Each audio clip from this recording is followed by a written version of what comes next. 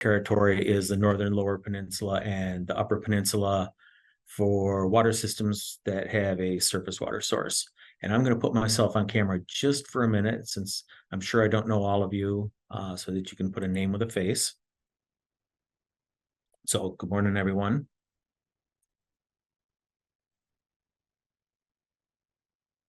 And I am going to give you a little bit of an overview of the presentation now. So we are going to talk about the chemical certification process just a little bit under NSF standard or NSF ANSI standard 60. We're going to talk about some broad categories of water treatment chemicals, and then a few specific chemicals in each of those categories and what they're used for. And then the second half of the presentation, we're going to talk about various types of chemical feed systems that we have at a water treatment plant. And we have liquid feed systems, upflow saturators, dry additive feeders, erosion type feeders, and then gas injection systems.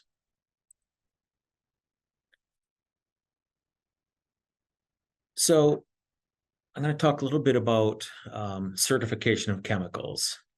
NSF ANSI standard 60 is for all drinking water treatment chemicals that are added to water and that may be present in finished water. Now, all drinking water chemicals must be certified to NSF ANSI standard 60, and this is specified right in EGLE's Part 21 rules under the Safe Drinking Water Act, so it is a requirement. A drinking water treatment chemical that is NSF ANSI standard 60 certified is given a NSF maximum use level as part of the certification process. And the maximum use level is the maximum concentration of a direct additive that has been found to be acceptable under this standard. And this refers to the total quantity of a chemical that's used in the process train, regardless of the number of application points. And so, for example, in a water treatment plant, we might feed chlorine to the raw water and then again add some more after the filters, and then maybe add some more again into our storage reservoir. So you would have to look at the dose at all three locations and add it up. And that combined dose is what needs to stay within the NSF maximum use level. Now, you don't really need to learn or memorize the steps in the certification process. This is just something that we wanted to present to you to give you confidence, so that if you're adding an approved chemical to your treatment system, you'll know that it's safe to use and it won't generate any adverse health effects in your finished drinking water. And this may also help if you ever get questions from some of your customers about the chemicals that you're feeding. So the way the process works in general, if a company wants to get a chemical certified, they submit an application to one of the certifying labs. And as part of that application, they need to provide product formulation, toxicology, and product use information as part of the application. And then the certifying lab's toxicology department is going to review the formulations and all of the information that's submitted.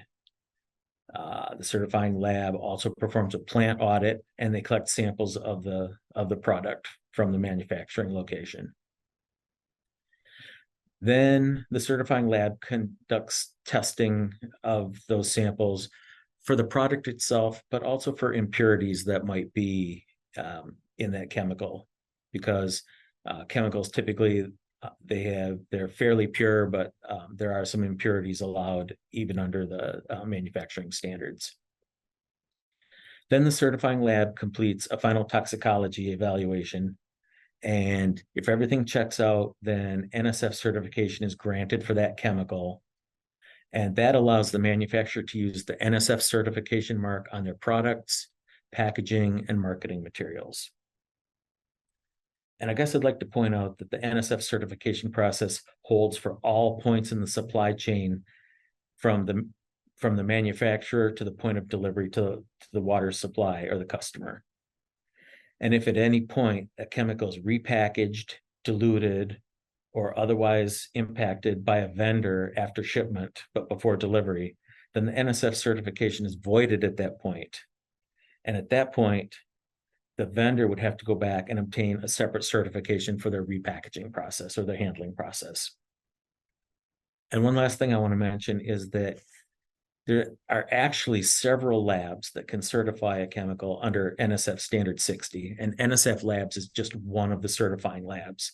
So you might actually buy a chemical that's certified to the NSF standard 60, but it was done by some other third-party lab, and that's totally acceptable. But your supplier can provide the paperwork that shows that it did go through the process and that it's certified and what the maximum allowed dose is.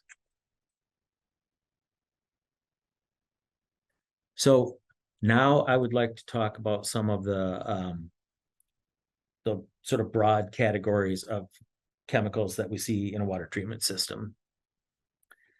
And those would be, first of all, the coagulants and turbidity removal aids, such as polymers. Then we have pH adjustment chemicals.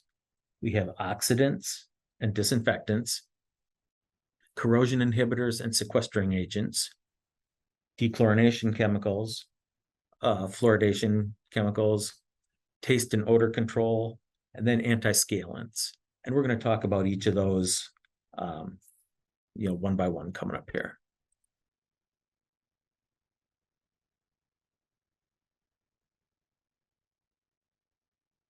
So first of all, let's talk about coagulants. Coagulants are used in water treatment to remove solids or turbidity by neutralizing charge and destabilizing or destabilizing particles.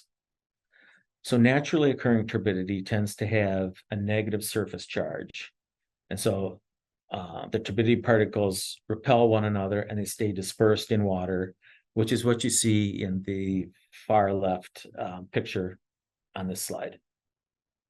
Then after coagulant is added, the negative charge is neutralized and the turbidity particles start to stick together and form larger particles during the flocculation process, and then they eventually settle out. And that's what you're seeing in the second and third pictures. And some of the commonly used coagulants in a water treatment plant would be alum or aluminum sulfate, then ferric sulfate, and ferric chloride. And then we also have some other polymer and aluminum blends that are used in at some plants just based on their raw water conditions.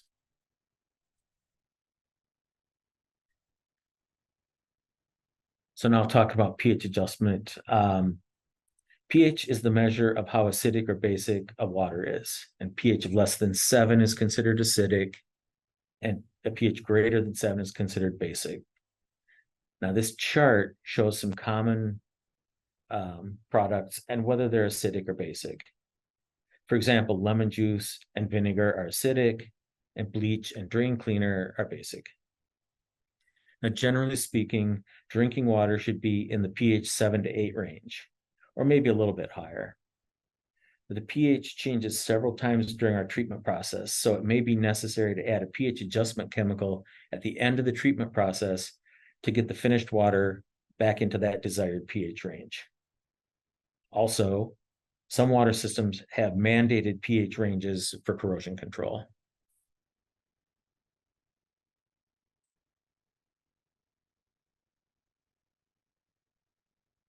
So we do have pH reduction chemicals, and if the pH is too high, or meaning it's on the basic side of that curve or that chart, then an acid is added to lower the pH.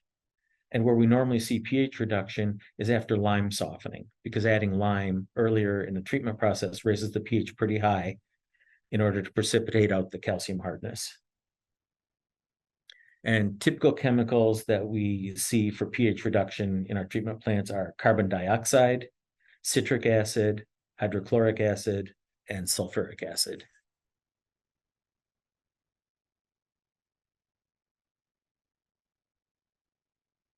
Now, if the pH is too low, meaning that it's acidic, then a base would be added to increase the pH or the alkalinity or both.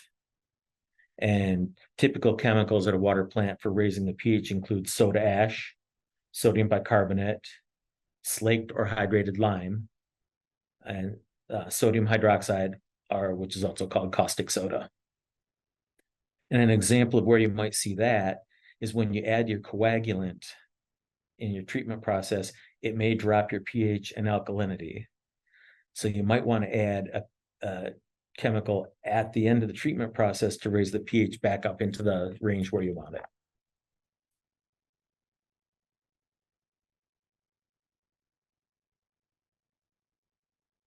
Now, you don't need to memorize this table by any means. We're providing it because it's a really good reference and guide, in my opinion, for the various pH and alkalinity adjustment chemicals that are out there. And this table, if you look at it, it includes the physical state of each of the types of chemicals, that whether you're purchasing it as a solid, a liquid, or a gas, its general purpose, such as whether it changes the pH, changes the alkalinity, or does both. The approximate amount of alkalinity change for each 1 milligram per liter dose. So that will tell you, depending on your treatment goals, what might be the best chemical to use. And then some general notes on its use, such as its relative cost, its ease of use, and things like that. So if you do find that you need to adjust your pH or alkalinity, you could use this table to select some possible options. And then, of course, you shouldn't just go by this table. You would want to conduct some trials or jar testing at your plant with your specific water quality conditions.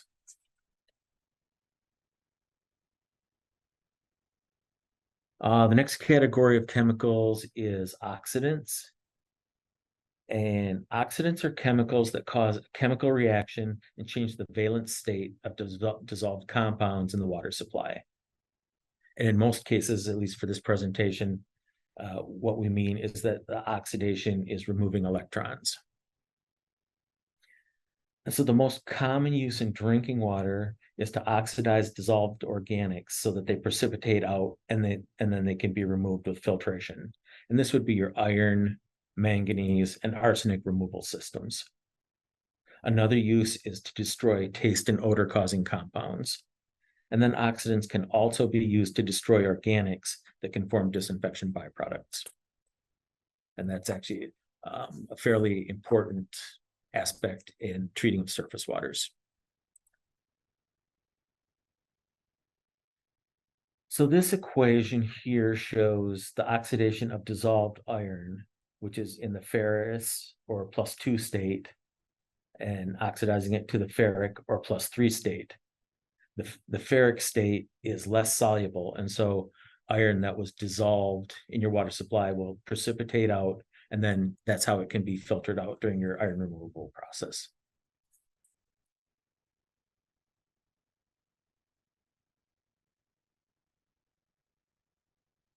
So the following is a list of typical chemicals that are used as oxidants, either concentrated oxygen or even just regular air, which of course contains oxygen, that would be injected or blown into the water supply in an aeration treatment system. There's potassium permanganate, there is chlorine, ozone, and hydrogen peroxide. And then a little bit less common, but also used in some plants, is sodium permanganate as another oxidant.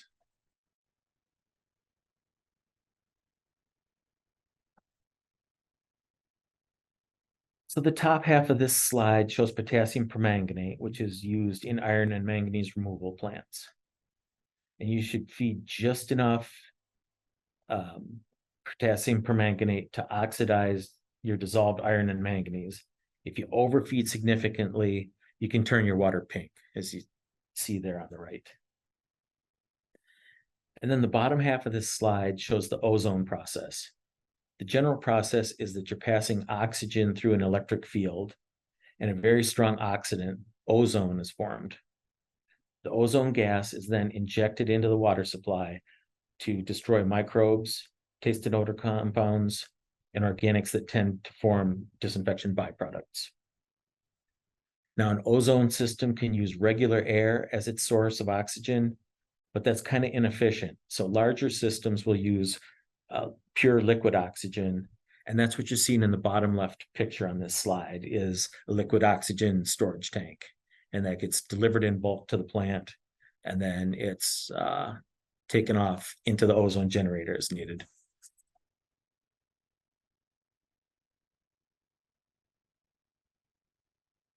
So now I want to talk a little bit about disinfectant chemicals. Disinfectants are used to destroy or inhibit the growth of microbes and pathogens. Disinfection, along with filtration, are two of the most critical barriers in the treatment of surface water. The most commonly used disinfectants are free chlorine, either from gas chlorine or sodium hypochlorite or calcium hypochlorite. Then there's combined chlorine or chloramines. There's ozone, which we kind of already talked about a little bit as an oxidizer. And there's chlorine dioxide. And I'll be talking about the different types of chlorine feeders later in this presentation.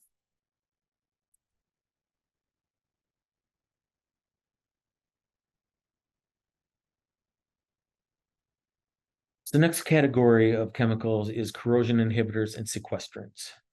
Corrosion inhibitors and sequestrants are chemicals that are used to create a barrier between a corrodable surface, such as a metallic pipe, and the water that's in contact with that surface.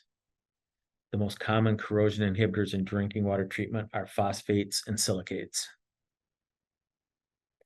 On the left side of this picture, you can see an unlined pipe where the pipe interior has severe corrosion and tuberculation. And on the right of the side of that picture, you can see a pipe that has been treated with a corrosion inhibitor, and there's a nice phosphate film protecting the pipe's inside wall from corrosion.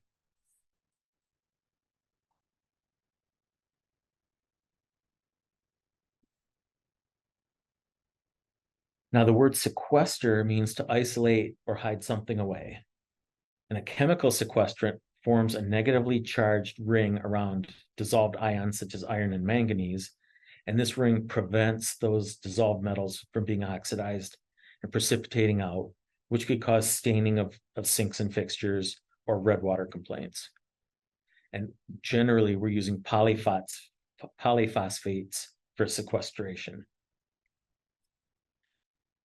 Then corrosion inhibitors create a film or protective barrier or a scale layer between the water and the pipe wall. In the case of lead service lines or leaded brass fixtures, it's orthophosphate that is effective in forming that protective layer.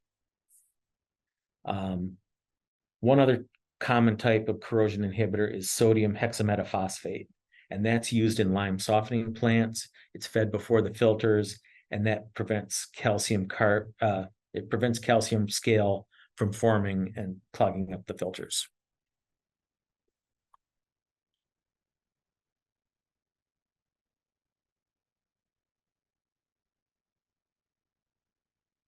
Phosphates are the most widely used corrosion inhibitor and sequestrant. And there's three basic types. There's orthophosphate, and that's primarily your corrosion inhibitor.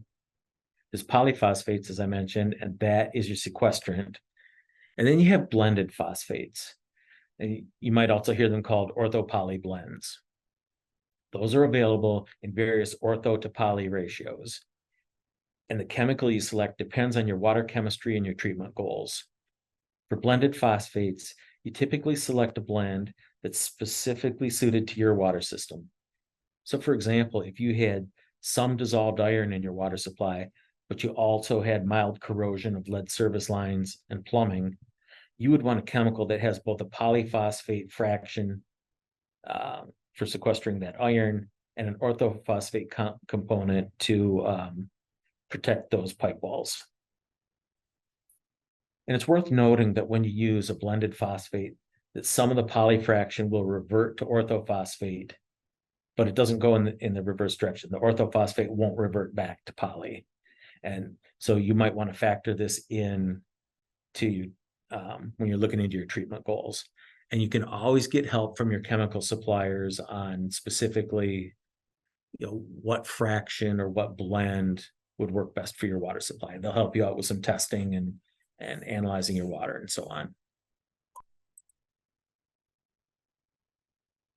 Another type of corrosion inhibitor is silicates. And They aren't widely used because they're a little bit more expensive, and maybe there's some operational considerations too. But they are effective in boilers and high temperature devices because they don't precipitate out and they don't deposit scale onto the surfaces of the equipment. So an industrial customer might want to add silicates to their in-house water supply to protect their equipment. Or an example of when a public water supply might add silicates would be if you had a really major industrial customer that you served and that you were collaborating with them to help them meet their water quality requirements, in the best way possible.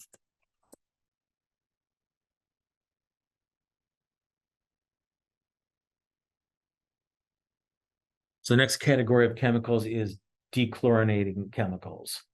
Dechlorinating chemicals remove chlorine from a water stream. It's not something that's done for water that's intended to be consumed. It's more for filter backwash waste or tower flushing or things like that, where you have to dispose of your water without harming fish or wildlife, or when you have environmental restrictions on your discharge. And sodium thiosulfate, sodium bisulfite, and sulfur dioxide are the commonly used dechlorinating agents.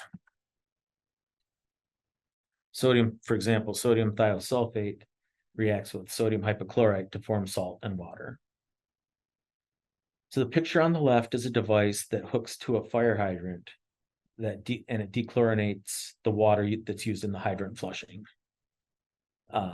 This would be used if you're flushing hydrants near a sensitive river or a stream. And then the picture on the right is a pump system for adding a dechlorinating agent to a tank, a pipeline, or a pond.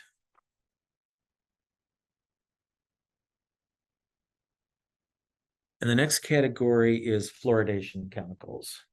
And those are compounds. Fluoridation means adding a fluoride product to the water supply to promote good dental health. And fluoride containing compounds are added to the water supply, and when they dissolve, they release fluoride ion. And it's that fluoride ion that protects our teeth. The commonly used fluoride compounds are fluorosilicic acid, which is we would purchase as a liquid, sodium fluoride, which is typically in a crystal or powdered form, and sodium fluorosilicate, which is also either granular or powdered.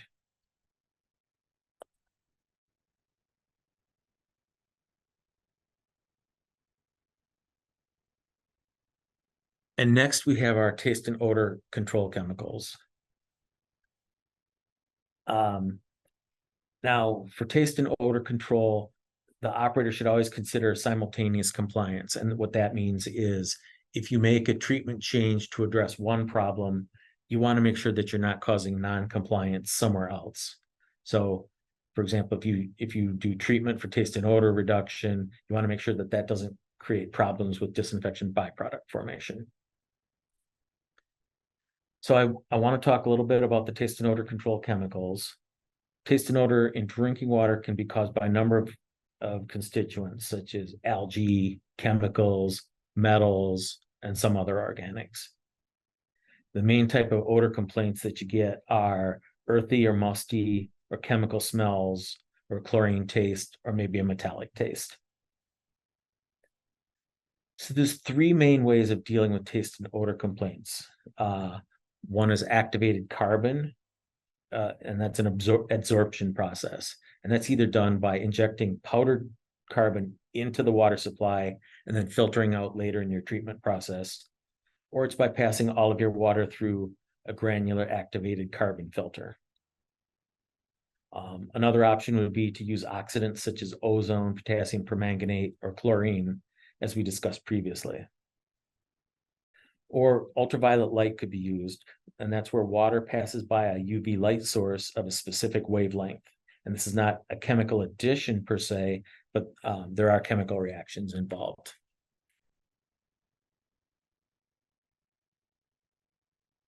And then we have antiscalants. Antiscalants are chemicals that are used to keep minerals that are dissolved in the water from creating scales in the treatment plant or in the distribution system. And antiscalants are typically proprietary blends of chemicals. Now, One of the uses that we see that's common is many membrane treatment systems feed an anti-scalant to keep the membranes from prematurely fouling. Some types of membrane systems, such as softening systems, feed that anti-scalant continuously whenever the membrane is in operation. Other types of membrane systems only feed the anti-scalant occasionally when the plant is offline for chemical cleans. So this might be monthly, quarterly, or annually.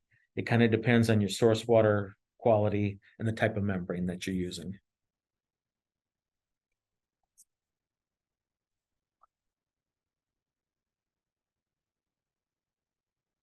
So some of the questions that we ask ourselves with our chemical feed systems are, how and where will the chemicals be fed into the water?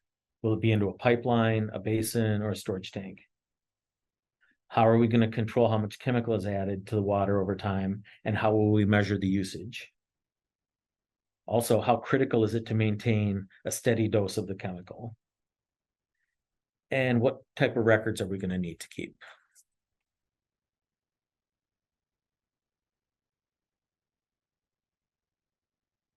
So now I want to switch gears a little bit and talk about the major components of a chemical feed system. And not every feed system is going to have all of these features, but they are pretty common, so I want to go over them. We'd have bulk storage with associated fill lines, drains, vents, overflows, isolation valves, and so on. Bulk storage allows you to order a larger volume of a chemical to get better pricing and to have plenty of chemical on hand in case of supply chain interruptions or for emergency situations. You also have a containment area to catch spills, overfills, leaks, pipe breaks, tank breaks, that type of thing. And keeping the chemical spills contained in one small area makes cleanup a lot easier, prevents damage to the plant equipment, and it improves employee safety. Chemical transfer pumps move the chemical from the bulk storage tank to a smaller day tank. And that day tank is sitting on a scale or has markings on it so that you can easily check the amount of chemical that's fed each day. Then you have chemical feed pumps that move the chemical from the day tank to the points of addition within your treatment system. And those also have calibration tubes to check the accuracy of the pumps over time. And finally, you have solution lines and injectors, which deliver the chemical from the day tank to the actual points of use.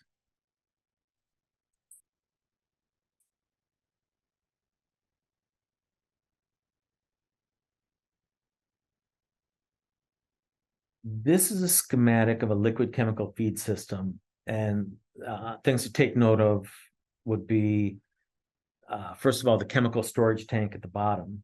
This could be a day tank, or it could just be feeding directly from a shipping tote. We have both of those situations going on. Both are pretty common at treatment systems. You see that there's a suction line hanging down into the tank. It has a suction strainer to prevent impurities and sediment from being drawn up into the pump. That intake should be located a few inches off the bottom of the tank for that same reason, to get it up above any sediment that might be in the tank. The suction line also has a foot valve, which is a check valve, and that keeps the suction line full of chemical to prevent airlocking.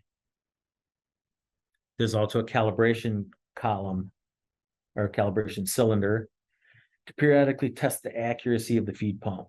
And you'll see that there's shutoff valves so that you can switch between the chemical storage tank and the calibration column. And I'll talk a little bit about how that calibration process works in a little bit.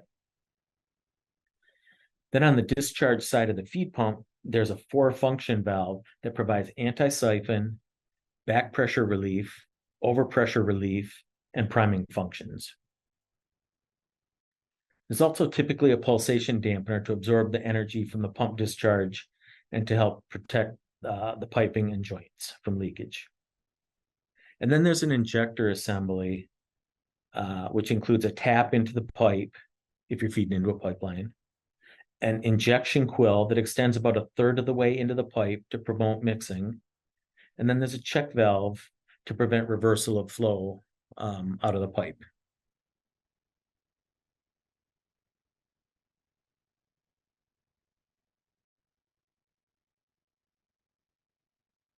These pictures show some actual setups of chemical feed systems. In the upper left is a picture of two pumps with associated piping and valves. And just as a reminder, when you have critical chemicals, such as your coagulant and your chlorine, we require a minimum of two pumps for redundancy. In the lower left is bulk storage and transfer pumps. I think you can notice that the piping is color coded. Traditionally, orange piping means that the pipe is carrying coagulant. And AWWA has a standard for color coding your chemical feed pipes so that when you go from one plant to the next, it's not confusing to make that change. And it kind of also helps when you're getting your chemical deliveries, it helps you keep that straight. In the bottom right, there's a containment wall. And as I said earlier, keeping the chemical spill or an overfill contained makes the cleanup easier. It helps protect your equipment and helps maintain operator safety. And then in the upper right is a day tank with markings on the side to measure the amount of chemical being used. Also, you can see that there's an eye wash station right there in the foreground. So, these are sort of hazardous chemicals, and so we want the appropriate personal protection equipment to be in place.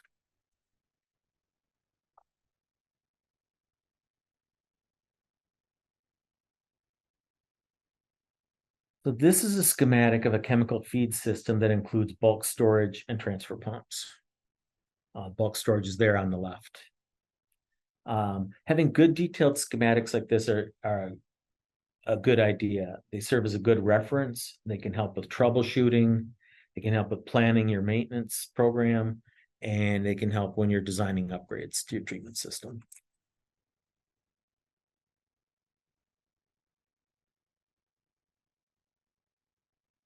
So now I'm going to talk a little bit about liquid chemical feed pumps.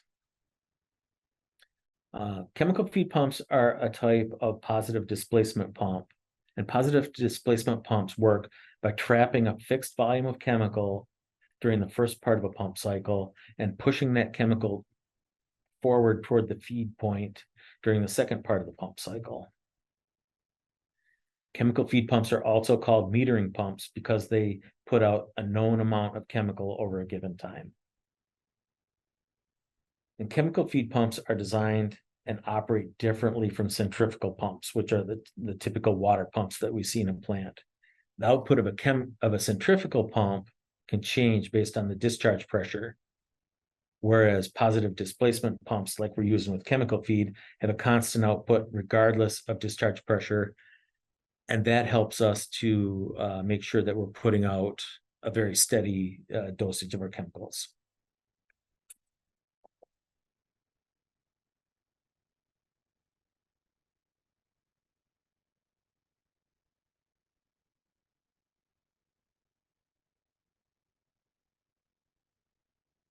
So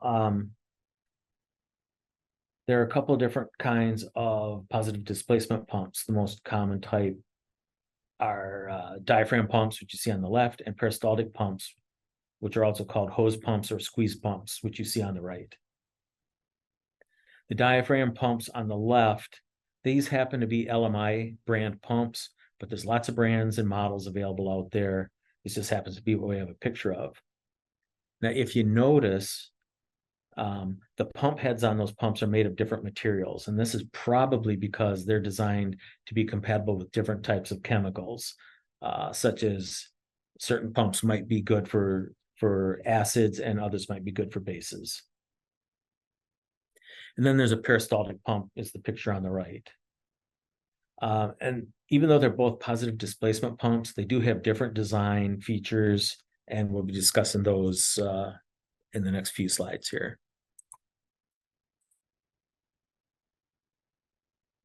So this is a cross section of an LMI chemical feed pump. Again, this is a pretty typical design, and there's other models out there.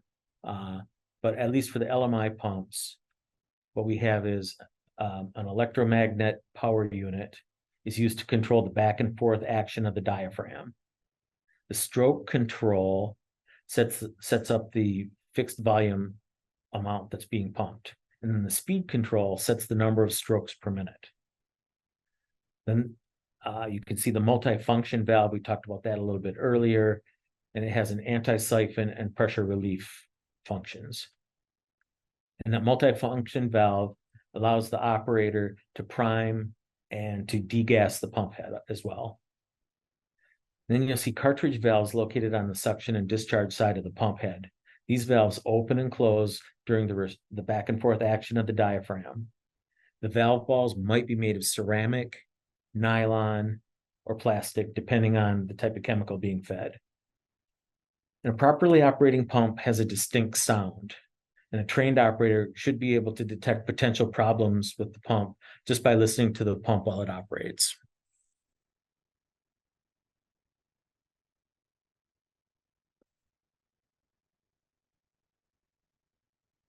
So this little video illustrates how a diaphragm moves and pumps chemicals. When the diaphragm moves to the left, the bottom cartridge valve opens and it allows chemical into the chamber, and the upper cartridge valve closes to prevent backflow. Then when the diaphragm moves back to the right, the upper cartridge valve opens and the chemical is pushed to the feed point. And the bottom cartridge valve closes to prevent the loss of chemical back into the chemical feed tank. Now, as you can probably imagine, if you increase the stroke length or the speed, you would increase the amount of chemical being fed with each pump stroke. And if you reduce the speed or the stroke length, that would reduce the amount of chemical being fed. And that's how you set your dosages, for a day.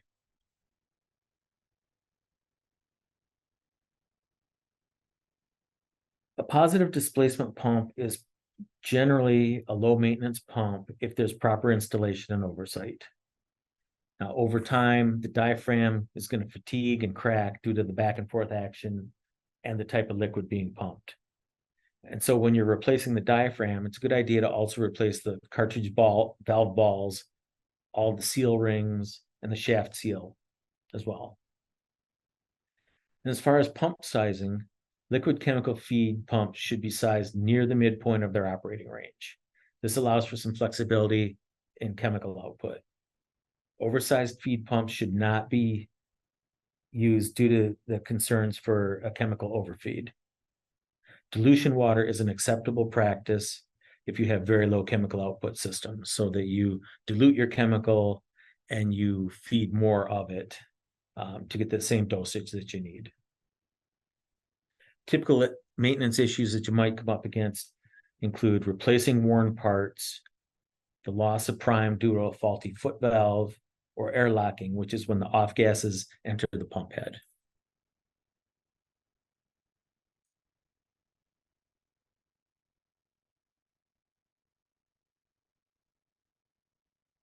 Now, this is a picture of a diaphragm pump maintenance kit. It's for an LMI pump, but again, each manufacturer is going to have a kit similar to this.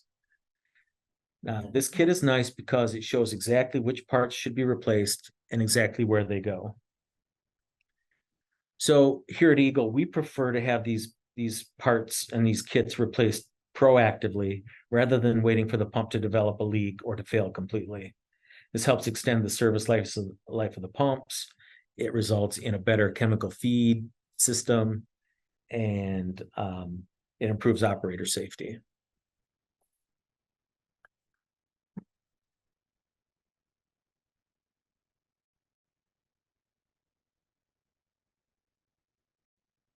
Common problems that we see with positive displacement pumps include, or at least diaphragm pumps, is loss of prime due to improper installation of the foot valve or due to off-gassing coming up the suction line. Airlock also occurs from off-gases traveling up the suction line into the pump head. So one issue is that liquids are incompressible, and that's what allows the pump to pull that specified volume of liquid into the pump head during each stroke. But when off gases or air enter that pump head, that air will expand with each pump stroke, and that in turn means that not enough of the chemical is being drawn into the pump head, and eventually it will get to the point where it's airlocked and no chemical is being drawn in or out of that pump head. Now, the pump manufacturers do have different types of accessory that can make your job a little bit easier. There's degassing valves to minimize the loss of prime or to prevent airlock, but also proper training and monitoring by your operators is also going to help minimize these types of issues.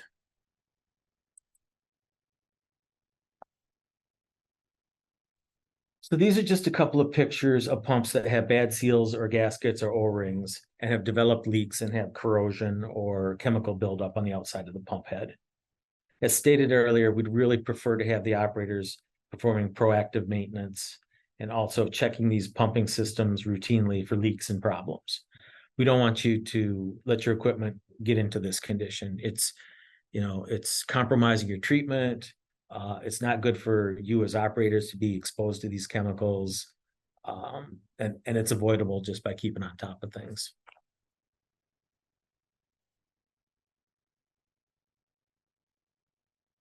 These pictures show the kind of the other end of the chemical feed system where it's actually injecting into a pipeline. And I just want to talk about a couple things there. These feed lines and fittings can develop leaks due to the pulsation and movement of the feed lines during the pump strokes. And so the feed line should be routinely inspected for leaks. Couplings should be tightened as necessary or repaired or replaced. And also the injection quill should periodically be removed, inspected, and cleaned or replaced if there's any scaling or plugging going on, because if that injection quill plugs up, then you're not going to be able to feed your chemical the way you want to. Another thing to note is that the injection quills should be installed below the horizon, like at the 5 o'clock or 7 o'clock position. And that's what's shown sort of in that picture on the right side. And the reason we do that is any chemical leakage when those injection quills are coming up from the bottom, any leakage will run down the feed line and away from the pipe. In that picture on the left, if there was any leakage, the chemical would run right down that injection quill assembly and run right down onto that pipe. And if it was something acidic like fluorosilicic acid, you could actually corrode or damage your pipe exterior.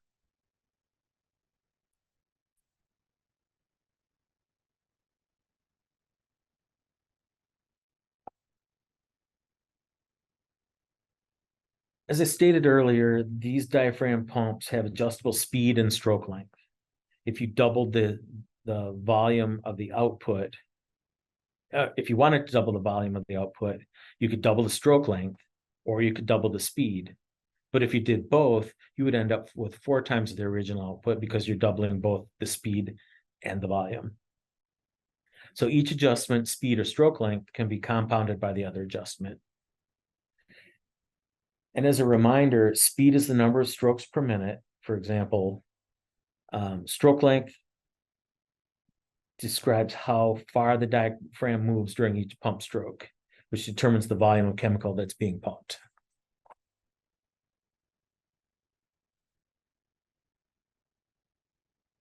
So it's going to be necessary to adjust the output of your feed pump to match your desired dosage.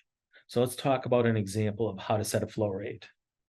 The things you would need to know are the pump's maximum output and your desired output. So you calculate your desired output based on the dose that you want to feed. I know we've done those types of calculations in other parts of this course and in other courses. So anyway, you know your pump's maximum output and you know your desired output. And you have to have both values in the same unit, such as gallons per day or gallons per minute or milliliters per minute or whatever makes sense with the chemical that you're feeding. So in my example here, the pump's maximum output is 15 gallons per day. And we've determined that we want the pump to produce 8 gallons per day. So the pump speed can be adjusted anywhere from 0 to 100% of the maximum speed, and the stroke length can be adjusted anywhere from 0 to 100% of the maximum stroke length. So what settings should we use to achieve 8 gallons per day on this pump?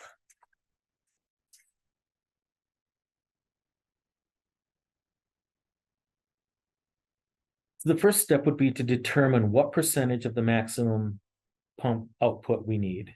And we do this by dividing the desired rate by the maximum rate, and then we multiply that by 100 so that we're expressing it as a percentage, because that's what the dial on the front of the feed pump is based on, is percentage of maximum.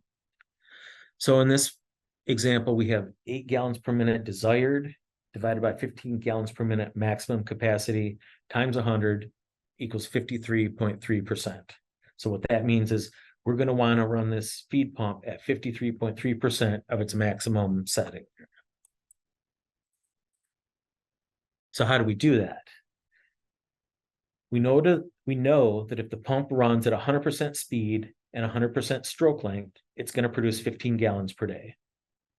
So we're going to reduce the speed and the stroke length until the pump is putting out 53.3% of its maximum, or 8 gallons per day.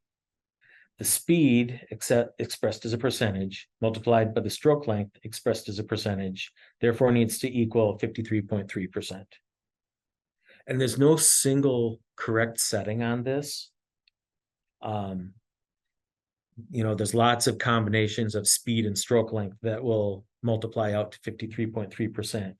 So we're just going to pick one that makes sense to us, and then we'll calculate the other.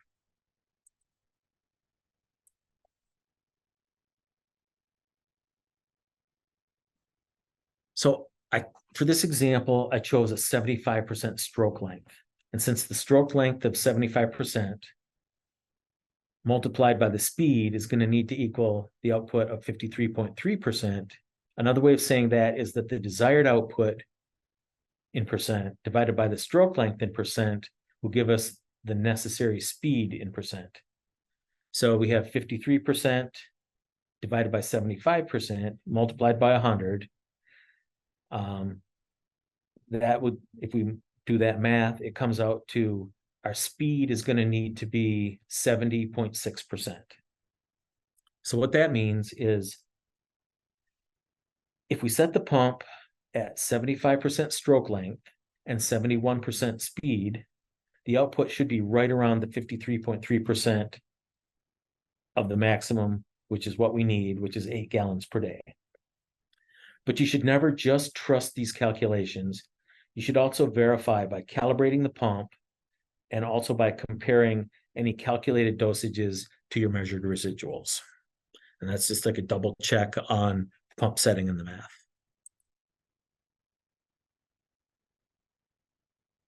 And then to give you a little more background on the calibration, this is a picture of 2 pumps with calibration tubes. And the basic idea is to pump known amounts of chemicals from the calibration tubes over a known length of time, calculate out the resulting feed rate, and compare it to the expected rate based on the pump settings.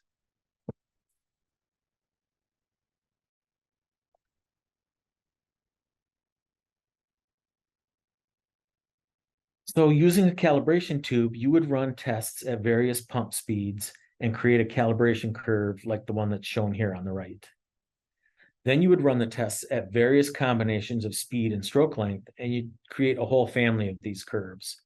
Then in the future, when you need to select a pump setting for chemical feed, you can use the curves that you've already generated to dial in your desired chemical dosage right to where you need it.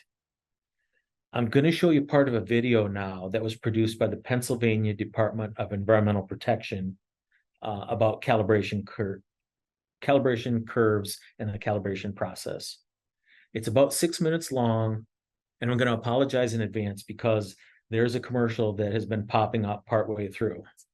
So now, Matt, maybe you can give me just a little bit of help on how to bring that video up. Yeah, absolutely. So you're going to do a new screen share. And when you bring up that dialog box, make sure in the lower left-hand corner that you check Share Audio, Got it? and then you'll select the screen that your video is going to play on. Okay, we see it. All right, here we go.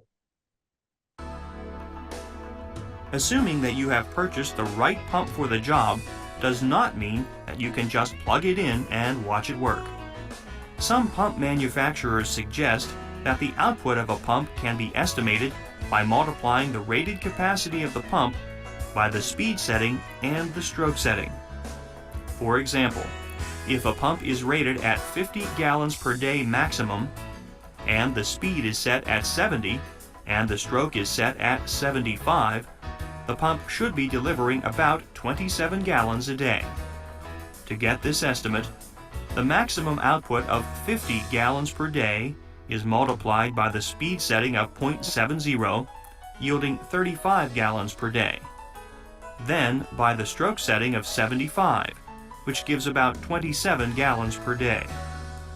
Regardless of whether the manufacturer suggests this method or not, the best way to determine the efficiency of a pump is to do a pump calibration. A pump calibration should be done on pumps when they are new, as well as periodically after they are in service to verify their delivery rates. Sometimes pump delivery will vary as the parts age and weaken. To do a pump calibration, the following equipment is necessary: a calibration tube of proper size, a timer or stopwatch, tubing to connect the pump to the chemical supply it will be pumping, and a beaker to receive the chemical if a calibration tube is not plumbed into the feed line. The calibration tube can be installed in line on the chemical feed line using 2 valves and unions. This is the optimal arrangement for doing pump calibrations because it uses the chemical to be pumped and operates under the actual pressures and conditions of normal usage. To do a calibration, fill the tube with the liquid to be pumped. This is easily done if the tube is connected in line with the chemical feed barrel. The operator needs to close the valve to the pump and open the valve from the chemical feed barrel and to the calibration tube. Once the tube is filled, the valve from the chemical feed tank is closed and the valve from the tube to the pump is open. Using the actual liquid to be pumped when calibrating is preferable to using water because different liquids may have different viscosities, which means they may have different delivery characteristics. Prime the pump by turning it on and operating until the chemical is being ejected from the discharge side. Next, set the pump at the lowest setting to be used in the calibration. If the pump has speed and stroke settings, set the stroke to 30 and the speed to 20. Caution should be exercised when adjusting the pump to follow the manufacturer's recommendations for adjusting. Some manufacturers state that adjustments are to be made only when the chemical pump is operating. Otherwise, the pump may be damaged. Mark the level of the chemical in the calibration tube and start pumping. Time the pump for 2 to 3 minutes.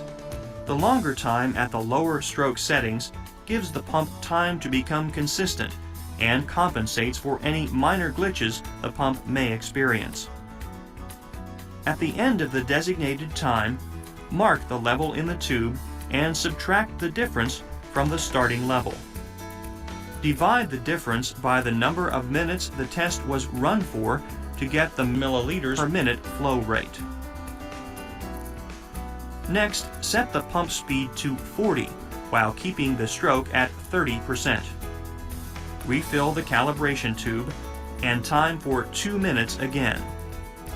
The process should be repeated for 60, 80, and 100% speeds.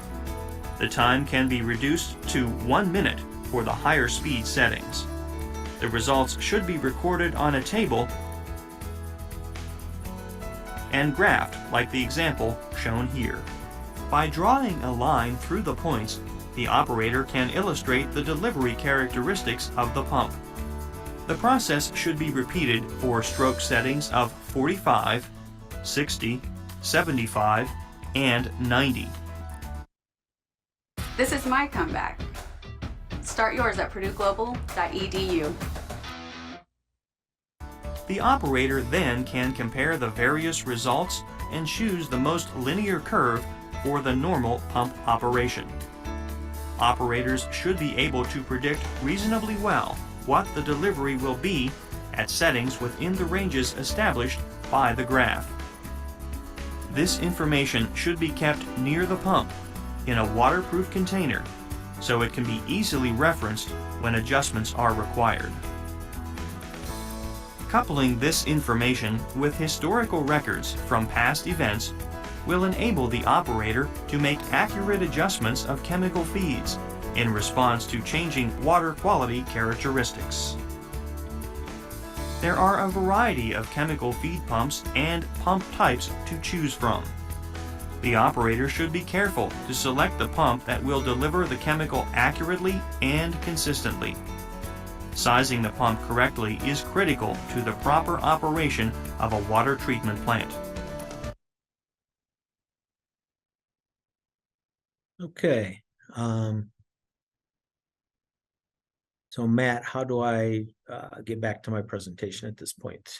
Okay, so you're going to do a new screen share, and then you can select the window that has your presentation in PowerPoint mode, or I'm sorry, in presentation mode, or there you go. We got it. We see it. Okay. Thank you. Awesome, guys. If we could take a 10-minute break, Matt. Yeah, absolutely. I will bring a clock up here for a 10-minute break. Share that. Let's see. Looks like I got it right here.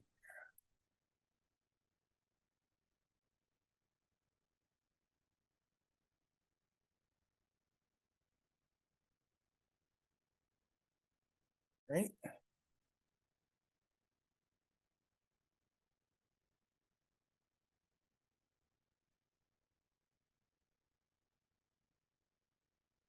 All right, so we'll be back at 9:42 and we'll do a poll after the break. So please come back. Thanks.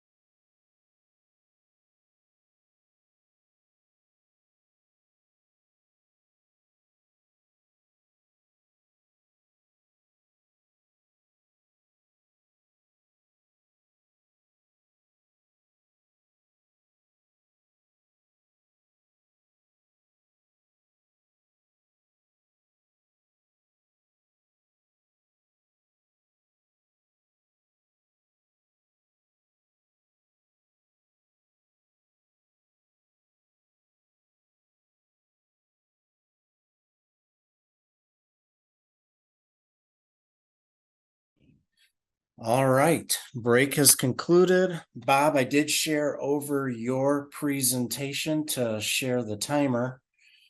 So if you want to bring your screen back up, I'll let you know when we see that. And Martin, are you good with running a poll right now? Yeah, absolutely. All right. Okay, Bob, I see you in presentation mode. It looks great. And And can poll, you hear me okay? yes, sir. All right. Poll number 2 is coming up. So you should see that on your screen right now. Water treatment chemicals must be fill in the blank certified.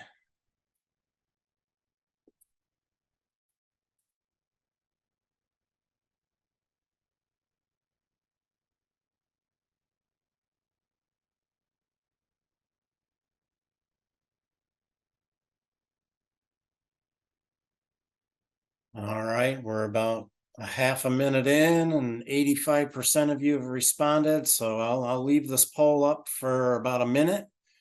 Or if we get 100%, then we'll close it out. But we generally look to get over 90% in our responses. And we certainly appreciate you participating in this. And Bob, once we close the poll, we'll flip the screen around and share those results with our attendees.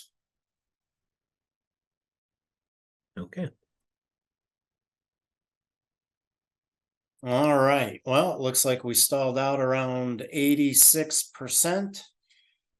Remember, if you're having some difficulty doing the poll, let me know. Use that Q&A function. Let me know. And I certainly take that into consideration when I am evaluating the CEC rosters. All right, so ending this poll and sharing the results.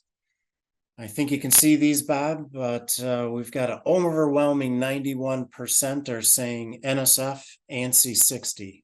Nicely done. All right, I'll stop sharing that and you can take it away. Thanks, Matt.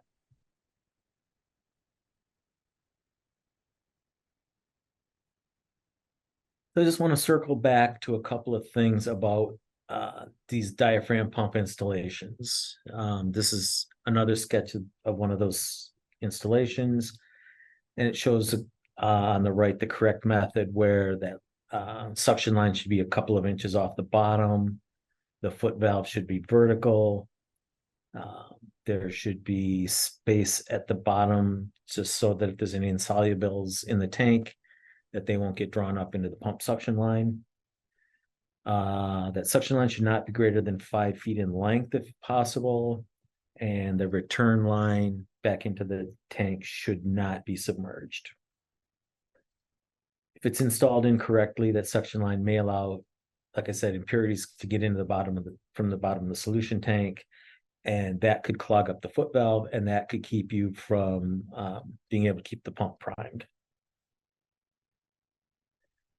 Also, I just want to point out that we would like to see you routinely inspecting and cleaning out these day tanks or these chemical feed tanks, because we want you to remove those accumulated impurities or any sediment.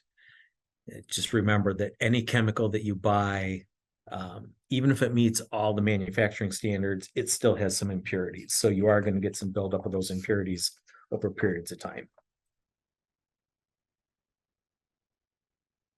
This is a picture of an actual diaphragm pump installation, and I just wanted to point out a couple of the features here.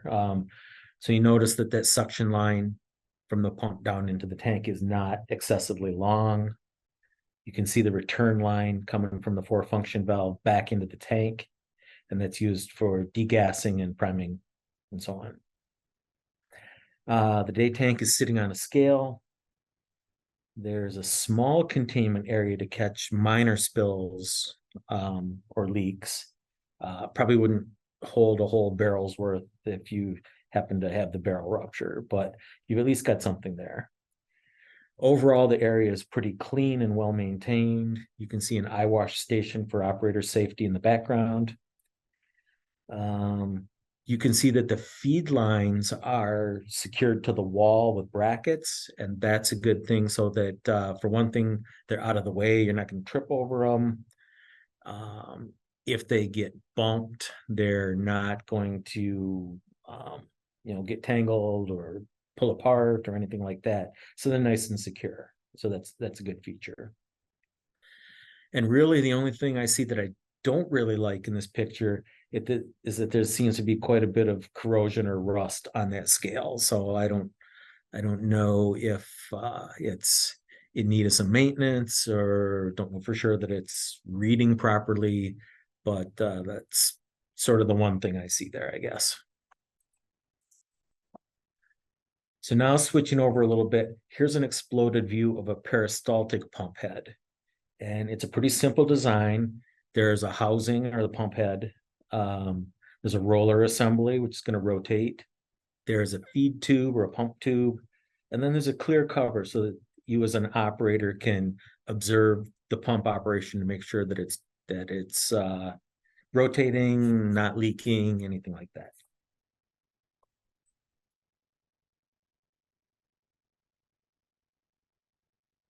So in this animation, you can see how a peristaltic pump works. That roller head rotates and it squeezes that feed tube or that pump tube, and that moves a known volume of chemical from your suction tank to your point of discharge. And this animation is maybe a little bit misleading because you have these color changes, and those color changes, it almost makes it look like at one point you're pumping chemical and then you're pumping air behind it, and then you're pumping more chemical and more air. And that's not really what's going on. That color change is just to sort of illustrate what volume of chemical gets pushed with each rotation.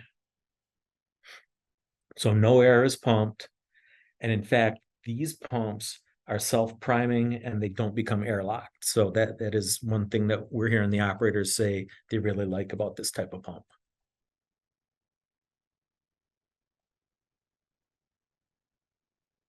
And then to go into a little bit more detail, peristaltic pumps they're also low maintenance if they're given proper oversight. But over time, those feed tubes are going to wear out from the constant rolling action of the roller assembly, and they're going to need to be replaced. The industry standard is to replace them about every 6 months. And when you do that, care has to be taken to remove them and then replace them with the new feed tube properly in the right position over the rollers. Otherwise, you're going to get excessive wear and you're going to shorten the life of those tubes. Some variables to the life of the feed tubes include which chemical you're feeding, the size and material of the tube, the roller speed, the system pressure, the diameter of the roller assembly. And then also you have to remember that the rollers over time, they're going to wear out and require replacement as well. So it's not just the feed tubes. And the pump manufacturer is going to offer some enhancements such as an installation tool to help get those replacement feed tubes in and out. Leak detection to help you catch if you have a tube rupture. And runtime meters so that, for example, if you're, instead of every 6 months, if you're replacing your tubes after, say, 5,000 hours of operation, there's an option out there to have runtime meters so that you know when it's time to replace your equipment.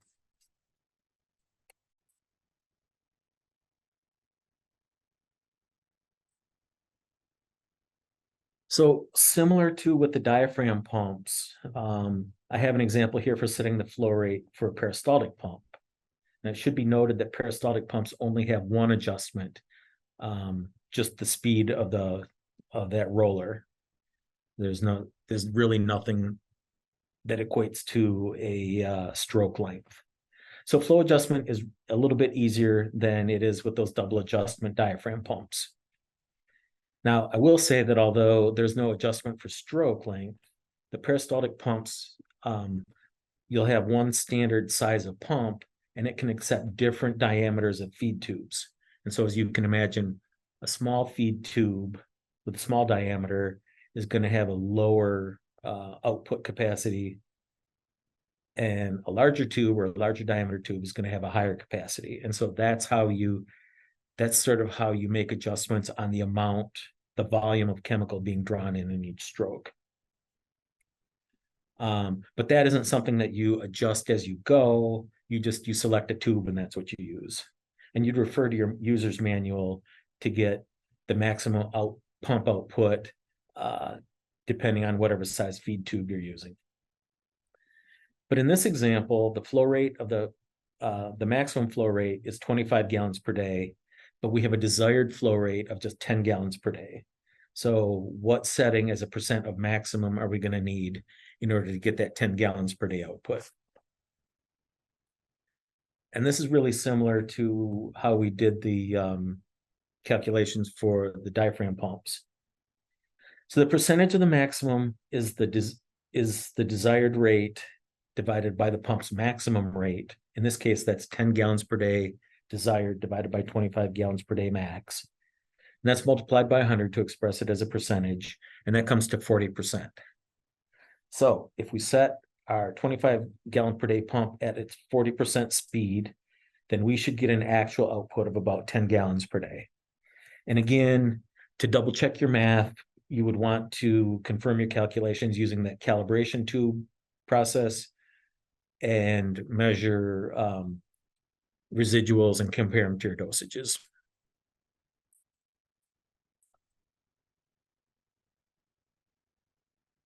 And as I mentioned, different sized tubes are going to deliver different flow rates. Other things you can do, the pumps can be tied to your SCADA system, and they can receive a 4 to 20 milliamp signal. And so you can make them flow paced so that if you're changing your treatment rate throughout the day, these feed pumps are going to ramp up and down accordingly based on the signal that they're getting from your flow meter. Also, you could program your pumps to serve as primary and backup. So for critical chemicals, you aren't going to have an interruption in your treatment because you could set that that backup pump, get that into service right when you're taking down the primary pump. And then if you want to watch that video again on the calibration, or if you want to watch the whole video, it covers a few other things besides what I showed you. You've got this link to it here on this slide. So this is an installation photo of a peristaltic pump system. And something that you could note is that the length of the suction tube depends on the density of the fluid. And this distance can be longer with a diaphragm pump. Oh, it can be longer than a diaphragm pump. So it's not uncommon to see a whole line of peristaltic pumps at one location in your plant, even if they're a considerable distance away from your chemical storage.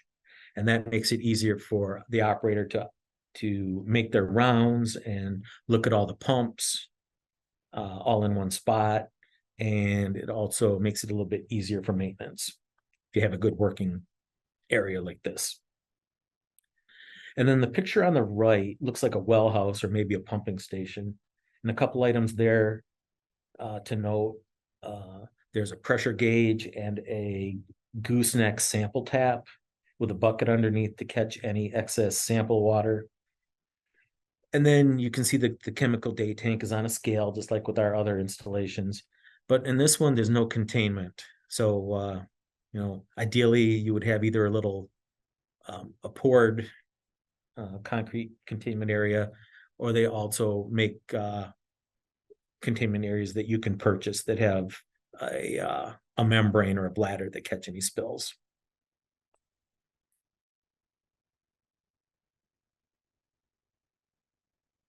Okay, so that was a lot about liquid feed systems. There are other types of chemical feed systems that we see in treatment plants. And so I want to go over a few of those.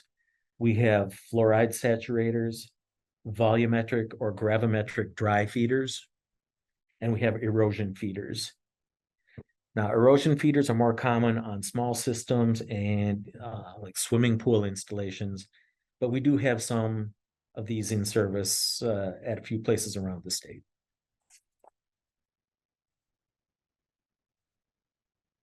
So a fluoride saturator maintains a bed or a layer of sodium fluoride in the bottom of a solution tank. Water flows through a pipe to the bottom of the tank, and then it flows upward through the bed of fluoride, and it dissolves into a consistent saturated solution of 4% as available fluoride ion. And you'll sometimes see these called an upflow saturator. And the reason for that is that the water flow, like I said, it comes to the bottom of the tank from your water source, and then it flows upward through the bed of sodium fluoride to dissolve it. The minimum depth of a fluoride saturator should be 12 inches of product, although a deeper bed of 16 to 18 inches might be better. And this can be marked on the outside of the tank somehow so that the operator can easily determine the current depth of the sodium fluoride and whether more needs to be added. The saturator should never be filled high enough to allow some undissolved material to reach the pump suction line. If you can see it in the picture, it's hanging several inches above the top of that fluoride bed. You should only use granular sodium fluoride in a saturator because the powdered version it allows short circuiting. It doesn't really dissolve quite as evenly, and it could even come up and plug the feed pump suction line. So then you have a chemical feed pump that adds precise quantity of the saturated solution to the drinking water supply. And the feed pump can be placed on the lid or mounted on a nearby shelf. And one advantage to putting it on a shelf would be that then it's easier to inspect the saturator, add more chemical, do maintenance, and so on. There should be an electrical outlet wired in series with a high service pump or a well pump. And it's also good to also have it tied to a flow switch. And the reasons for that is those methods will help prevent an overfeed because they won't feed the fluoride unless we know that we're actually treating water. And then the inlet water line is plumbed directly into the bottom of the solution tank. So there's no way to have an air gap possible. So you have to have a vacuum breaker or some kind of backflow preventer needed.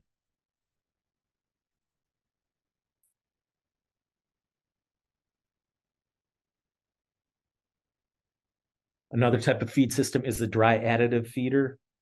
Dry feeders deliver a constant weight or volume of chemical either to a solution mixing tank or directly to the water supply. Excuse me. And chemicals that can be fed using this type of feeder include lime, soda ash, powdered carbon, and sodium fluorosilicate. And although it's not always true, these types of feeders are normally only found in surface water treatment and lime softening plants due to the cost of the equipment, its footprint, and the type of chemicals that are being fed.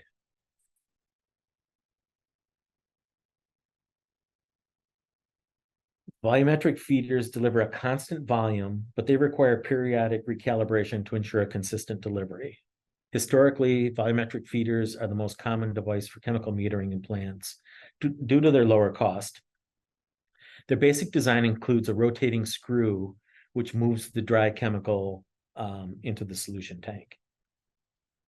A gravimetric feeder uses a scale that's integrated with the feeder so that the feed rate can be maintained based on a preset delivery level on a weight basis.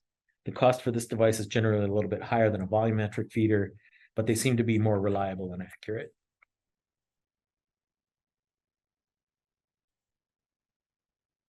On the left is a schematic of a volumetric feeder, and in these feeders, the operators base the feed rate on the volume of chemical rather than the weight. Volumetric feeders can achieve acceptable performance for materials with a stable density and uniformity, even at low feed rates. Gravimetric feeders, like the one on the right, the system feeds dry chemicals based on actual weight.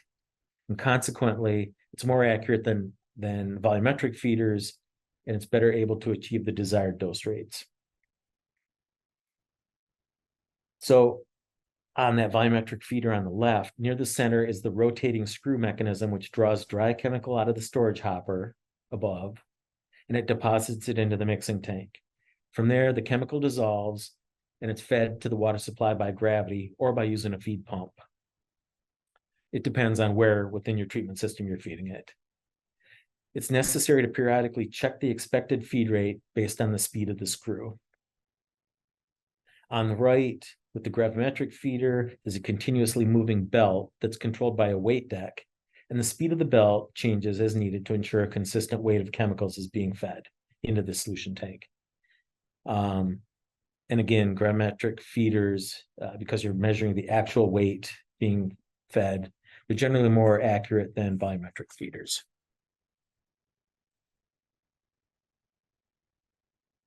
So questions you should ask yourself when you're selecting a dry feed system is, how is the daily chemical use going to be measured? How critical is it to have a consistent feed rate? And will my equipment meet my needs? Is there adequate mixing volume, agitation, and detention time for the slurries? And what are the maintenance requirements, such as dust control and cleaning the feed lines to ensure they don't get plugged?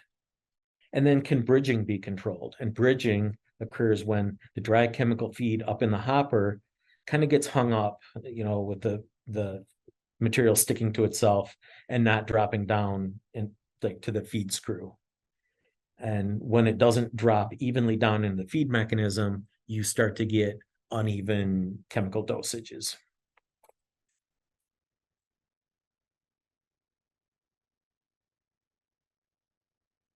So volumetric feeders can be a simple installation with standard chemical feeder at the bottom and a top loading bin hopper. The feeder dispenses a precise quantity of additive to the solution tank. The feeder and the bin in this installation are mounted on a scale.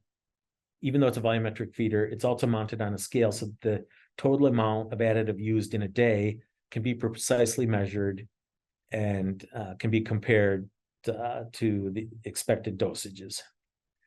So for example, if you had a highly erroneous fluoride measurement, the scale would let you go back and double check how much fluoride you fed during the day.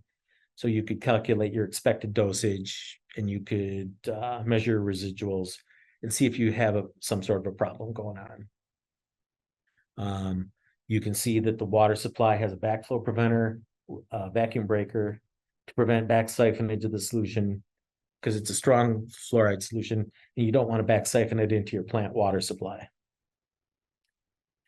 So this is an installation of a sodium fluorosilicate feed. And because of the solubility of fluorosilicate, it's variable with temperature.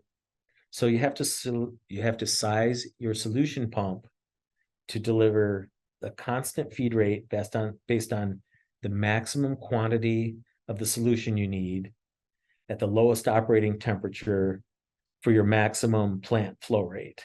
So for most applications, the system is going to be oversized because you have to size it for your largest flow, largest dose. And then you're just going to dial the feed system down from there to meet your daily requirements. The top loading bin hopper typically has a 1 to 3 day supply of sodium fluorosilicate, so you're having to replenish that every couple of days. The minimum mixing time for sodium fluorosilicate is 5 minutes, but it's not a bad idea to have a little bit of an oversized mixing tank to provide maybe 10 to 30 minutes of detention, just so that you get a little bit of extra dissolution and mixing of that chemical before you feed it.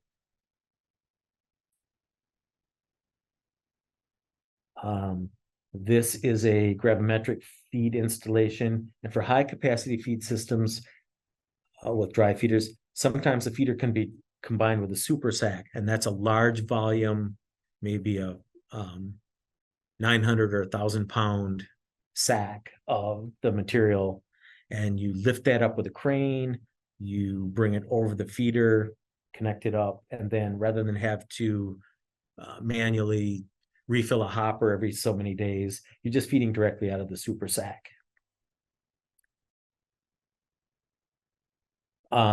Now, this installation here uses a Venturi for solution, so it's drawing the chemical directly into the feed water, and then it's feeding it directly to your treatment system. So there's really no mixing time involved with this particular one that you're seeing on this picture. So you probably wouldn't use this type of installation for a fluoride feed system, for example, because as I said, that takes at least 5 minutes or maybe 10 to 20 minutes to fully dissolve. This might be a good installation for something like powdered activated carbon, where you're just adding it to the water supply and you're not really too worried about the mixing.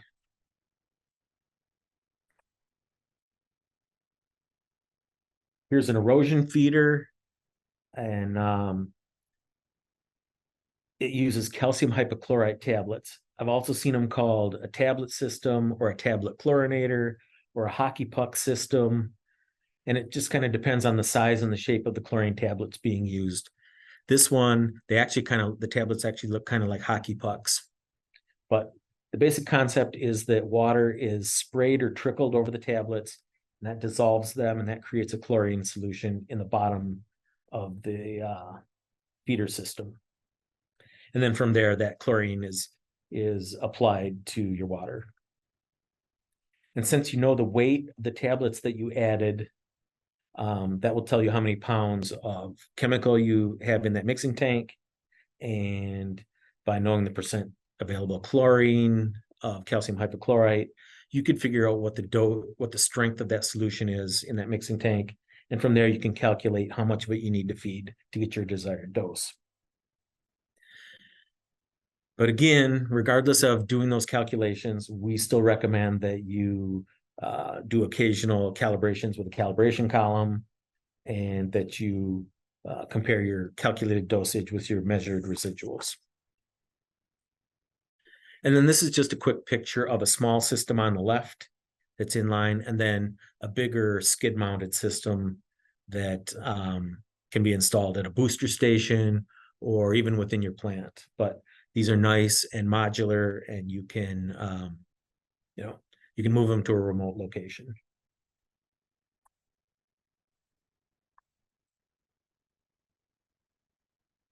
So I'd like to kind of finish up this discussion by talking about gas injection systems. And primarily, we're going to be talking about chlorine gas because that's the most common type in our water plants. And there's two types of gas injection systems. There's vacuum and pressure-based setups. Most systems use vacuum. Most plants use vacuum systems because they're safer and have less risk of an accidental gas release. And it's the vacuum systems that I'm mostly going to be focusing on here. So here's the principal components of a chlorine gas vacuum feed system.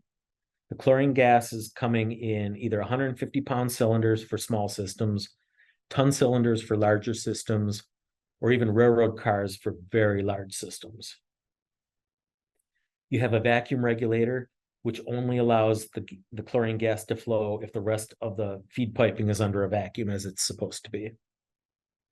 And in fact, that vacuum regulator will shut off if there's a leak or a break or a hole in the downstream gas piping. So it's a nice safety feature. You have flow indicators or rotometers and controllers to ensure that you're feeding the desired amount of chlorine. And typically, we look at things in terms of pounds per day of chlorine fed.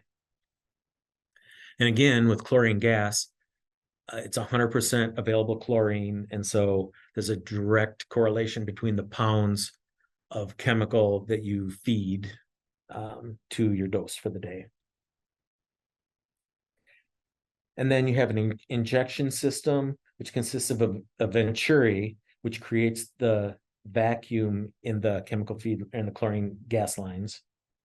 There's an injector, or also called an ejector or an eductor, which mixes solution water with the chlorine gas, and that creates your chlorine solution. You have a feed pump that moves the chlorine solution into the pipeline or the basin that you're treating. And then you have scales to confirm the pounds of chlorine fed per day.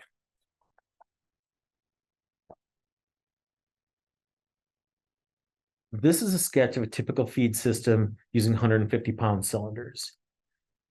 So some things to note, it's recommended the ejector be located near the point of injection, and you see that down in the bottom right part of this picture. The ejector is just a few inches upstream of your water that's being treated.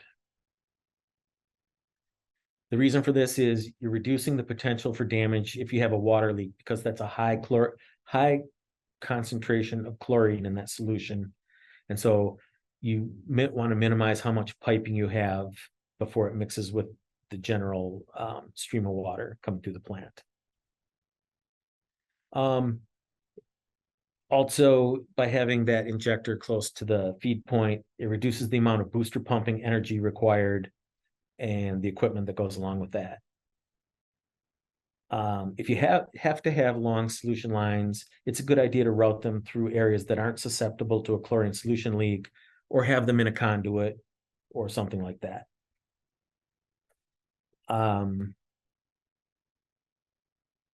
It's also recommended that the chlorine cylinders should be stored in a separate room from the feed equipment. And it doesn't really show it here, it just sort of implies that it's in two different rooms. And if you have any of your gas piping is under pressure rather than vacuum, that should all be contained within the chlorine cylinder storage room. The reason for that is the operators should not have to go in there very often, and that sort of just helps protect them from an accidental chlorine release. Other things of note on this picture, you see that there's safety chains in place to hold the cylinders upright. That's for safety purposes. These are compressed gas cylinders. We don't want them tipping over or having their shutoff valves broken off, because then there's no way to contain the contents of those cylinders. You'll see that the cylinder shutoff wrenches are left in place on the top of the cylinder heads, so that if there is a leak or an emergency, the chlorine can be shut off quickly without the responder having to go and look for the appropriate tools. You'll see that there's an automatic switchover module, and that is there so that you can have two cylinders ready for service. You're using one, and when it gets empty, you switch over automatically to the other. That way you don't have any break in your treatment. And then you'll see that the vacuum regulators are mounted right directly on the heads of the cylinders. That's a good safety feature so that all of your gas piping is under a vacuum and none of it is under pressure. This is a more simplified and close-up view of a cylinder with a vacuum regulator that's mounted directly on the cylinder head. So any chlorine cylinder is going to have the gas fraction will be at the top, and it may have a liquid fraction of liquid chlorine on the bottom of the cylinder. So this is another reason that we want to keep the chains holding those cylinders upright, since this feed system is designed for gas chlorine only. This picture also does a good job of illustrating how the downstream piping past the vacuum regulator is under a vacuum, which is created by that injector and that venturi. Then the picture on the right is a little fuzzy, I think, but it's trying to show that how an auto switchover device works. You have two cylinders. The one on the left is in service, and if you can see, there's a yellow line showing the chlorine gas moving through that feed line. And it goes up into the automatic switchover. If that cylinder on the left gets depleted, then you automatically switch over and start drawing your chlorine from the cylinder on the right. And again, that way you don't have a break in your treatment.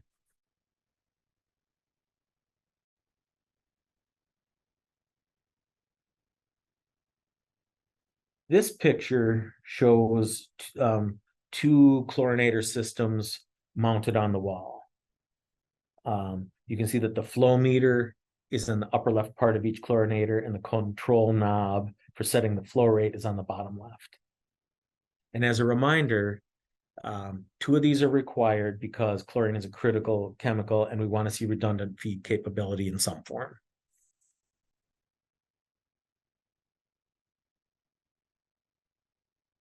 This is a more close-up view of one of those chlorinators. As hopefully you can see in this picture, the flow rate is set by the dial at the bottom. And then the actual flow rate you're getting is shown. There's a little red ball in that glass tube in the upper left part of the picture. And that's a visual indicator of the feed rate. And again, even though you see that reading and you have set your chlorine feed to a specific pounds per day, you should still be comparing those settings with the scale reading of the actual amount of chlorine that's being used over the course of the day, or per shift, or however often you're checking it. And then if you can note in this picture to the right of the chlorinator, right next door to the chlorinator is that injector system. That's that round circular part that's on the pipe there and connected by that chlorine feed line. So again, we're minimizing the distance from the chlorinator to the injection point. So that's something that we think is a good feature. This is a picture of another actual chlorine room setup. And on this one, you can see that the two cylinders have their safety chains. They're sitting on a two-sided cylinder scale, so you can get direct pound readings on both of the cylinders. You can see that the chlorine or the vacuum regulators are installed right on top of the cylinder heads. So again, you don't have any pressurized piping. It's all under a vacuum. And then you can also see in this picture that the cylinder wrenches are in place at the on top of the cylinder, just in case a quick shutoff is needed.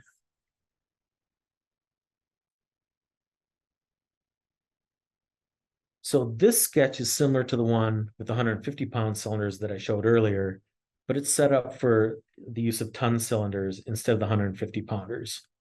Aside from that, the setup is pretty much the same. Again, it's recommended that you have a separate room for storage of cylinders and any pressurized gas piping. You have, in this case, you have the vacuum regulators directly mounted on each cylinder. And so that's a good feature. All the gas piping is therefore under a vacuum. Again, the ejector in the bottom right part of the picture is close to the feed point, minimizing that piping, and that has the high chlorine solution. And then you can see that the cylinder wrenches are in place for a quick shutoff in case of emergency.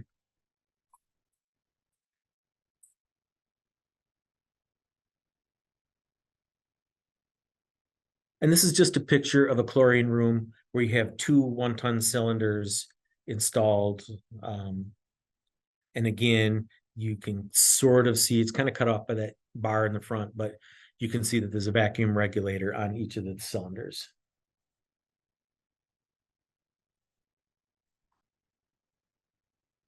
Now, ton cylinders have two withdrawal ports because they're designed to, you could either draw off gas or liquid, and that depends on the size of your system and how it's designed and what your feed requirements are on a daily basis. And liquid systems are designed differently than gas systems. I'm mostly going to talk about the gas systems here, but just for your awareness, you could use this cylinder to draw either type of chlorine. Ton cylinders actually have two valves on the end of the cylinder. One draws gas from right near the top of the cylinder, and that's for withdrawing chlorine as a gas.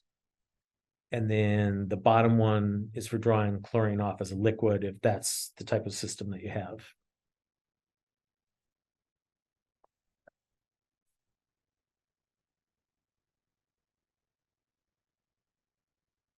So this is a booster pump room, but I wanted to point something out here.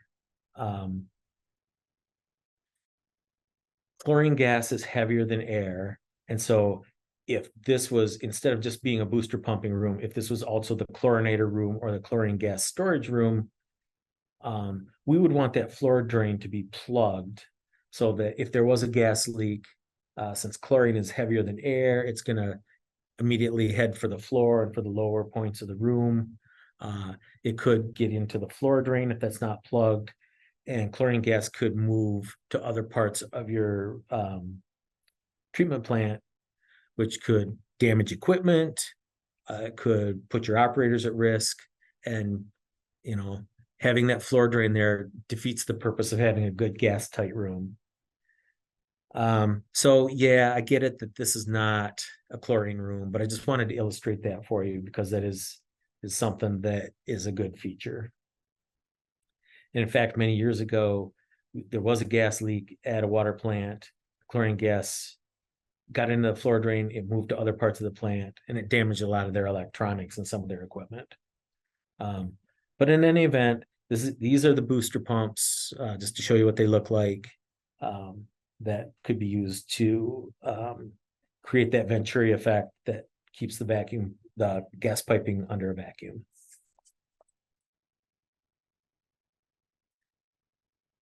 So this is a little bit different setup.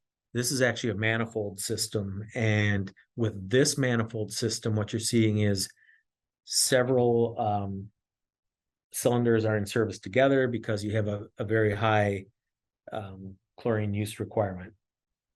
And so you'll notice that there are not vacuum regulators on each cylinder. Instead, the gas piping from several cylinders is connected to a manifold pipe, and it's the manifold pipe that has the vacuum regulator on it. So the downside of this is that all of the piping between the cylinders and the vacuum regulator are actually under pressure rather than vacuum. And so if you had any sort of a leak in that piping or those connections to the manifold, you'd be a lot more likely to get a chlorine gas leak and have the gas escape because, again, as I said, that's all under pressure. It is possible to have a vacuum regulator on each cylinder, as we've seen in some of those other pictures, and then have that all go to a manifold. So there are other ways to accomplish the same thing with a little bit more operator safety.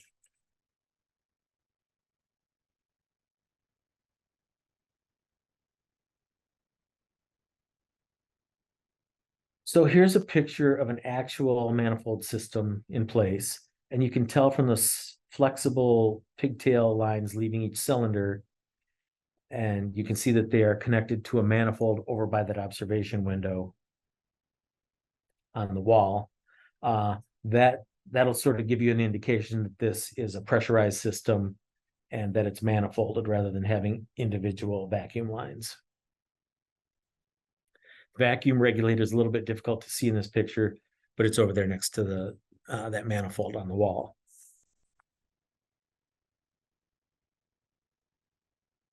Here's a close-up picture of the auto switchover unit that's installed on one of the manifolds in that same room.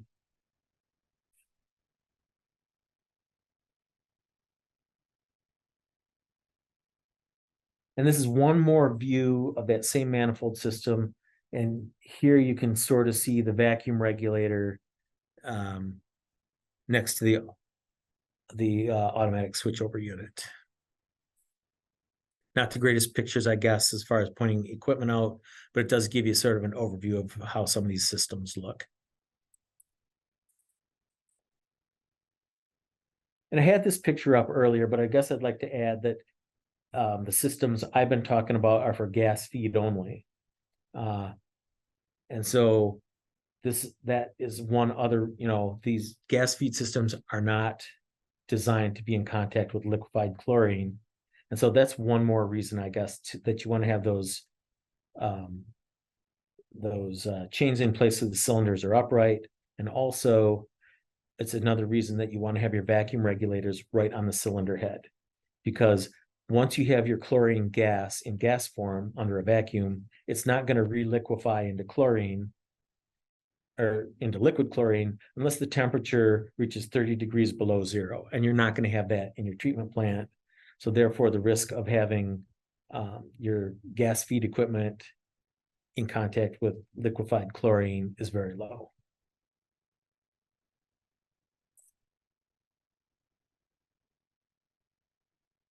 So I wanted to go over some typical safety features of gas feed systems. So that would include that your cylinders are stored in a separate room from the feed equipment, and all gas piping that's under pressure, if there is any, it's located in that cylinder storage room. And that's to minimize the operator's exposure to chlorine gas. I've kind of already talked about that one. You should have proper ventilation for your chlorine room, and it should be either manually or automatically actuated. There are standards for the number of air exchanges per minute that should be provided for a chlorine room. I think that's under my OSHA standards. There should be access to that chlorine storage room only from the outside of the building. You don't want to have a door that leads to the inside, to the inner part of the water plant, because if you did have a chlorine leak, that would be a chance for the gas to get into the plant. So you have exterior access only to the cylinder room with an exit door that opens outward and has panic bar hardware. And that's for operator safety, so the operator can get out of that room quickly if there's a leak or something, that they can't contain. And this also, as I said, that minimizes the risk of chlorine gas getting into the plant during a leak. There should be a viewing window so that you can see the scale readings and the equipment without having to go into the chlorine room. Again, that limits the operator's exposure to potential for chlorine gas. There should be a gas leak detection system. And because, again, as chlorine is heavier than air, you want to have your detector down close to floor level. And you want to have a separate ventilation system where you could vent away a gas leak.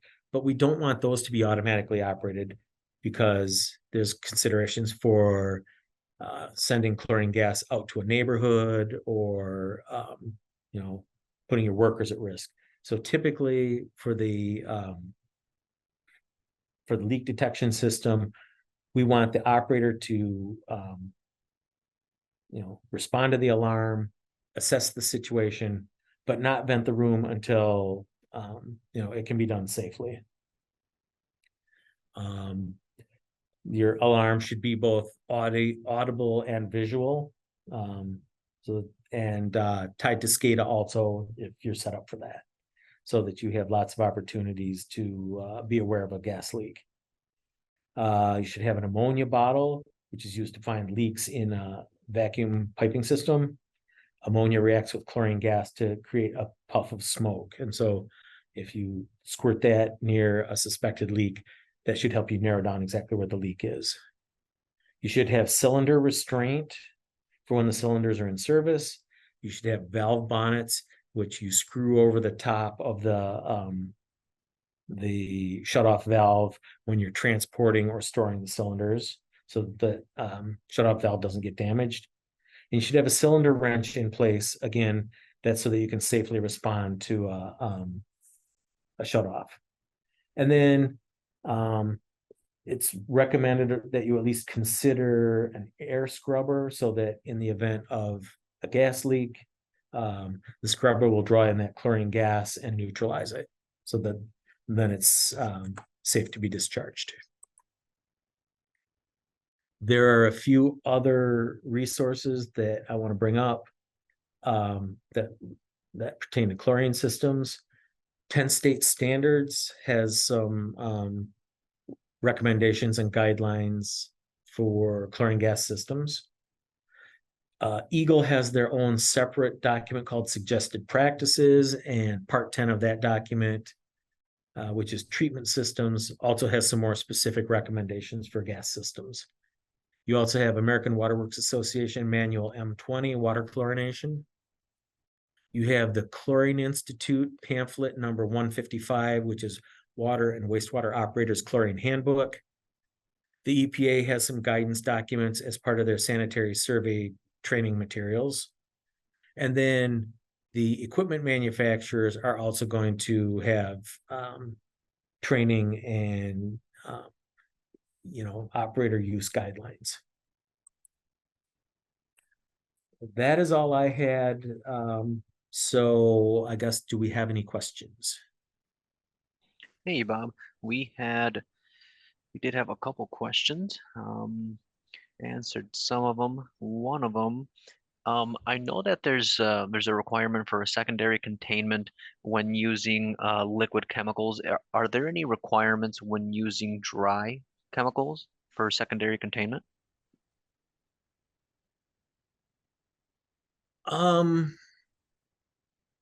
Don't know that we have requirements per se. It's a little bit difficult when you have your storage hopper sitting right on top of your solution tank. And in some of the bigger plants, that hopper is sitting right over the basin where you're feeding the chemical. So from a practical standpoint, it might not be possible. And I guess it just kind of depends on the chemical and the design.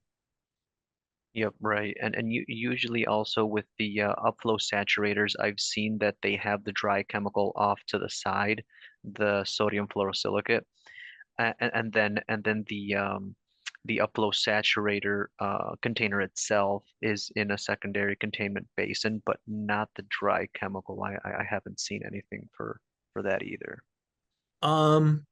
So if the dry chemical, if a bag got ripped, it's going to be contained right there. It can be swept up using whatever the appropriate response is. Get a dust mask on, use appropriate PPE. But with the liquid chemicals, those can run all over the place, make the floor slippery, go down the drain, splash or run over your equipment. With the dry chemicals, typically you're just keeping it up on a pallet to keep it from any water that's on the floor so that you don't spoil the product. Yeah, correct. And they could be in a different storage room and just brought to the hopper as necessary. Absolutely.